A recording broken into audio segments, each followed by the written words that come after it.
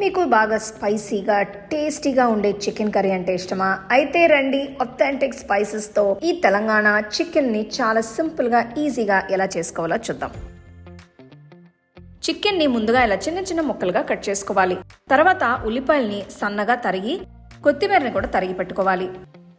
ఇప్పుడు కడాయిలో 1.5 టేబుల్ స్పూన్ల ధనియాలు, 1 టీ స్పూన్ గసగసాలు, 1 టీ స్పూన్ జీలకర్ర, 2 టీ స్పూన్ల మిరియాలు, 10 ఎండుమిరపకాయలు వేసి డ్రై రోస్ట్ చేసుకోవాలి. తర్వాత 2 టేబుల్ స్పూన్ల కొబ్బరి తురుము వేసి వేపుకొని చల్లారిన తర్వాత మెత్తగా రుబ్బుకొని పక్కన పెట్టుకోవాలి. పాన్ లో 2 టేబుల్ స్పూన్ల నూనె వేసి వేడైన తర్వాత కరివేపాకులు వేసి వేపుకోవాలి. తర్వాత 2 సన్నగా తరిగిన ఉల్లిపాయలు వేసి వేయించుకోవాలి. ఉల్లిపాయలు వేగిన తర్వాత 2 టీ స్పూన్ల అల్లం వెల్లుల్లి పేస్ట్ వేసి 1 నిమిషం పాటు కలుపుకోవాలి. ఇప్పుడు ఇందులోకి 350 గ్రాముల చికెన్, కొద్దిగా పసుపు, ఉప్పు వేసి చికెన్ మెత్తగా అయ్యేంత వరకు ఉడకనివ్వాలి. చికెన్ కొద్దిగా ఉడికిన తర్వాత రుబ్బి పెట్టుకున్న మసాలా పొడి వేసి కలపాలి.